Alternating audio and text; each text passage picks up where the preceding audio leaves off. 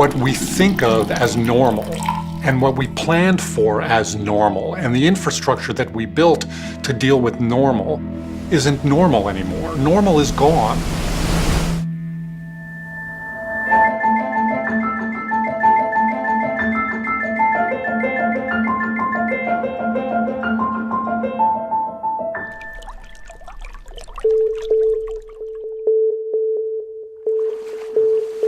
New water restrictions have been imposed in Cape Town, South Africa. In India, rising temperatures threaten to make a severe water crisis there even worse.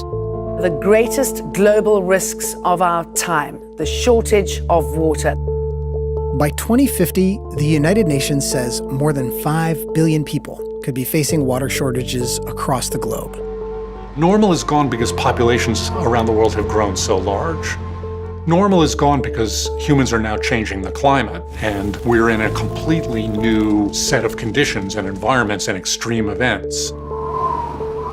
You can look at water problems and easily work yourself into a panic.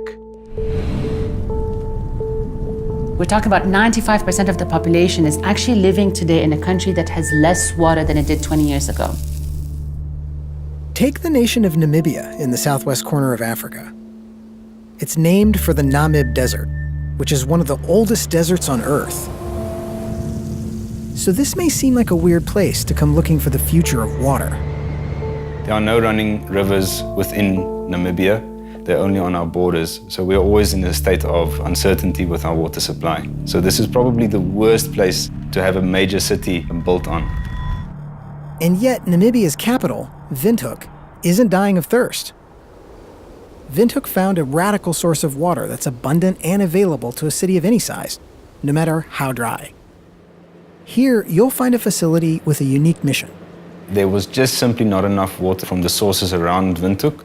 They looked at what do we have? We have a lot of wastewater. Water reclamation. We basically drink our wastewater, our shitty water, sorry to say, but yeah. While many cities usually just clean up sewage and then dump it into a river, Windhoek takes that treated water and sends it into their water recycling plant. There's a system of tanks and pipes where any leftover solid matter gets filtered out, microorganisms are killed off, and even antibiotics and hormones get broken down. The last step involves an ultrafiltration membrane, which will filter out basically all suspended particles, all bacteria and all viruses. Then it's mixed with other treated water that's collected from an underground aquifer or reservoirs for seasonal rain.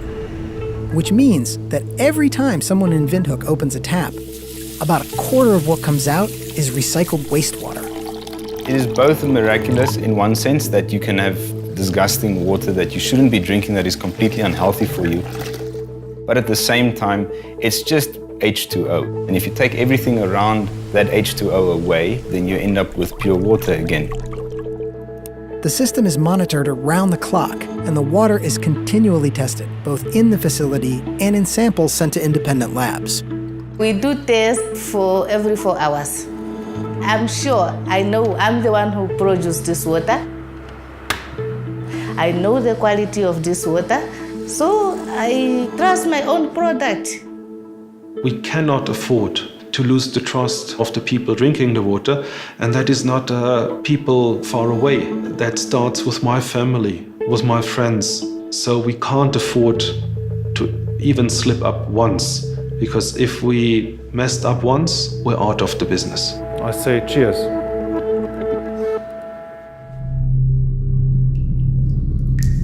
Building that trust means contending with an understandable aversion to dirty water. When a cholera epidemic broke out in London's Soho neighborhood in 1854, British scientist John Snow paved the way for the modern field of epidemiology by tracing the outbreak to a tainted well. So it's not surprising that the dangers of mixing drinking water and wastewater are feared.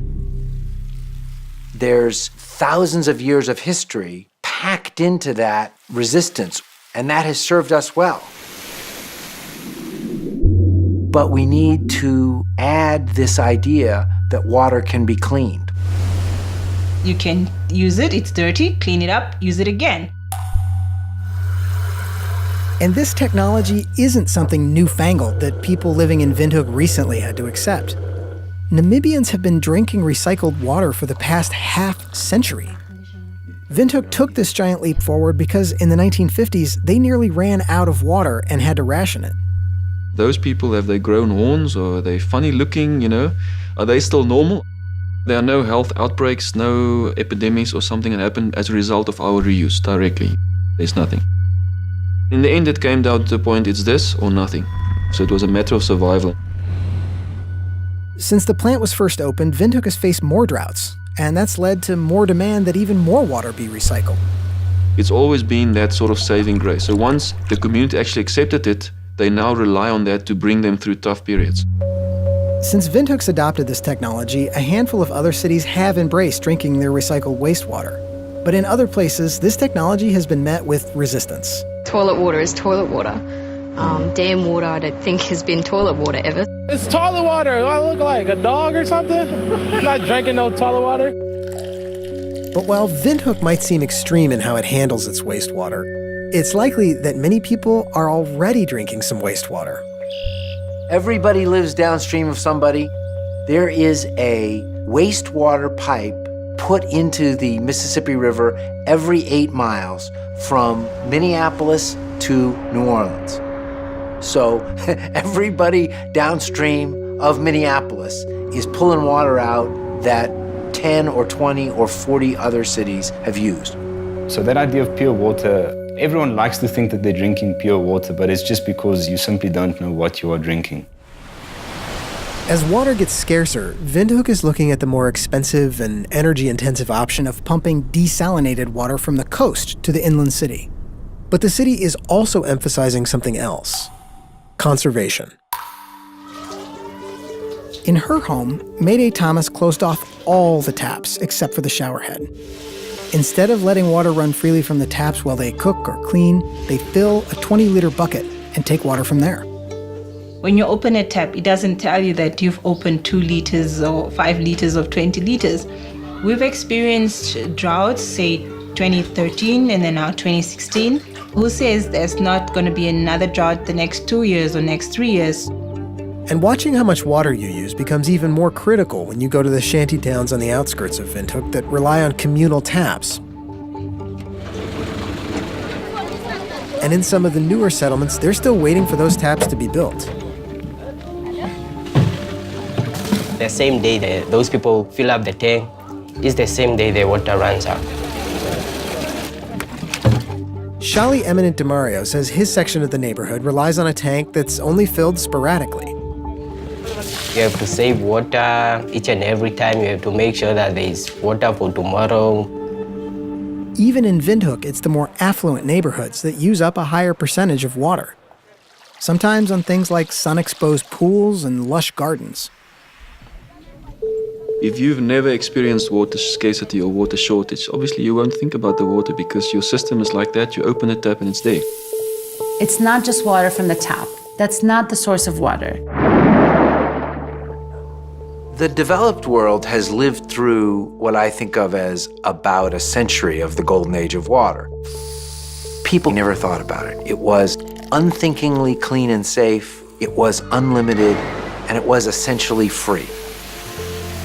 The problem is that that whole system is invisible, and we aren't living in the golden age of water anymore.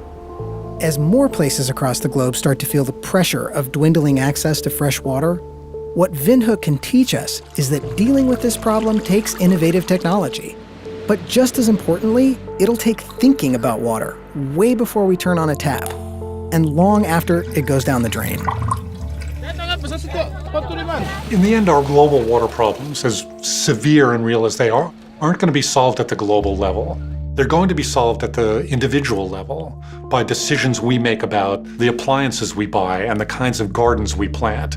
It's going to be solved at the community level by decisions about how we manage our stormwater and our local streams and our local rivers. We don't need to reinvent the wheel. Many other cities and countries have gone through this. The future has arrived in some of them, and we can learn from their future for our future.